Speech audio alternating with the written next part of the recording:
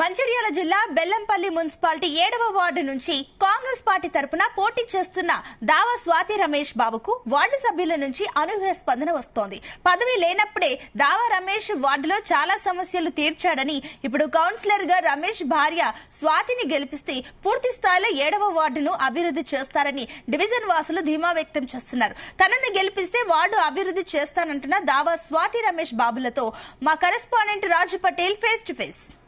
బెల్లంపల్లి మున్సిపాలిటీలో మున్సిపల్ ఎన్నికల ప్రచారం ఊరందుకుంది.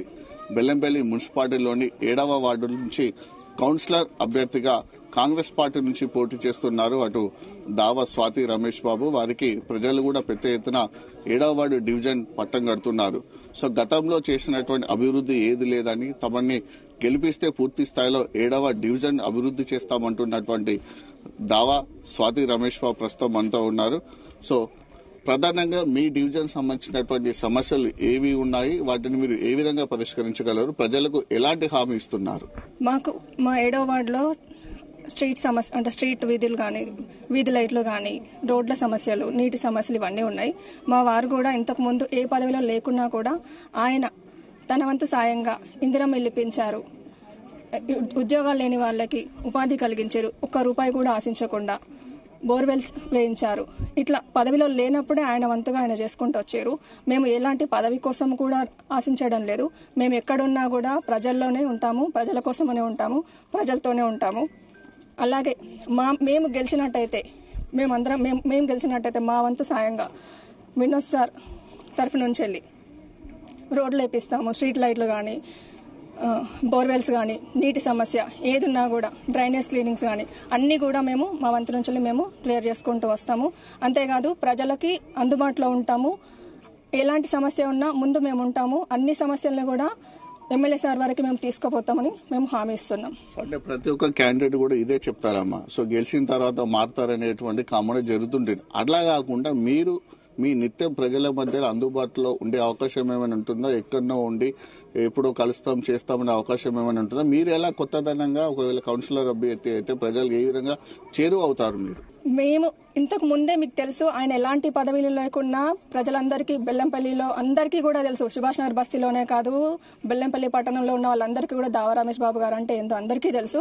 ఆయన భార్యగా నేను కూడా ఆయన బాటలోనే, వినోద్ సార్ ఆధ్వర్యంతోనే, వినోద్ సార్ గారి బాటల్లోనే అందరికీ కూడా మీకు తెలిసిందే. ఇప్పుడు ఈ మధ్యలో కూడా 20 కోట్ల రూపాయల నిధులతో మనకి బెల్లంపల్లి పట్టణం అభివృద్ధిలోకి వస్తుంది. అదేవిధంగా ఆ పాలనలోనే రోడ్డు విస్తరణ కానీ, బోర్వెల్స్ వేయడం కానీ, ఇంకా ఇంటిగ్రేటెడ్ స్కూల్ కూడా వచ్చింది మనకి. అదేవిధంగా మేము కూడా మా వంతు మేము ట్రై చేస్తామండి. ట్రై చేయడం కాదు, మేము ప్రజలకి దగ్గరలో ఉంటాము, ప్రజలతోనే ఉంటాము. అక్కడ ఉంటాము ఇక్కడ ఉంటాము కాదు, మేము 7వ వార్డు నుంచే పోటీ చేస్తున్నాం. 7వ వార్డులోనే ఉంటాం. మా ఇల్లు కూడా అక్కడే, ఆయన పుట్టింది అక్కడే, పెరిగింది అక్కడే, మా అత్తగారు ఊరు అదే. మేము అక్కడే ఉంటాము, అందరికీ దగ్గరలో ఉంటాము. అటు వెళ్తారు ఇటు వెళ్తారు అవన్నీ కూడా అబద్ధాలు అవన్నీ. సో దావా రమేష్ అంటే స్థానిక బెల్లంపల్లి ఎమ్మెల్యే వినోద్ గారికి రైట్ హ్యాండ్ అనే పేరు ఉంది. సో గతంలో ఆయన ఎమ్మెల్యే పోటీ చేసినప్పుడు కూడా ఆయన గెలుపులో చాలా మెయిన్ రోల్ మీరు పోషించడం జరిగింది. సో వేరే కాన్స్టిట్యూన్సీ ఉన్నప్పుడు కూడా బెల్లంపల్లి తీసుకురావడము, ఇక్కడ పోటీ చేయించి ఎమ్మెల్యే గారిని గెలిపించడంలో ముఖ్య పాత్ర మీరు పోషించారని బెల్లంపల్లి పట్టణ ప్రజలకు తెలుసు. సో గతంలో మిగతా ఎక్కడ డివిజన్ లో లేని విధంగా దావా రమేష్ అంటే ఈ డివిజన్ మీద ప్రజలకు నమ్మకం ఉంది. సో ఆ నమ్మకాన్ని మీరు ఏ విధంగా నిలబెట్టుకుంటారు? మిగతా డివిజన్ తో పోల్చుకుంటే ప్రత్యేకంగా మీరు మీ యొక్క పోటీ చేస్తున్నటువంటి 7వ వార్డు ఏ విధంగా మీరు డెవలప్ చేస్తారు?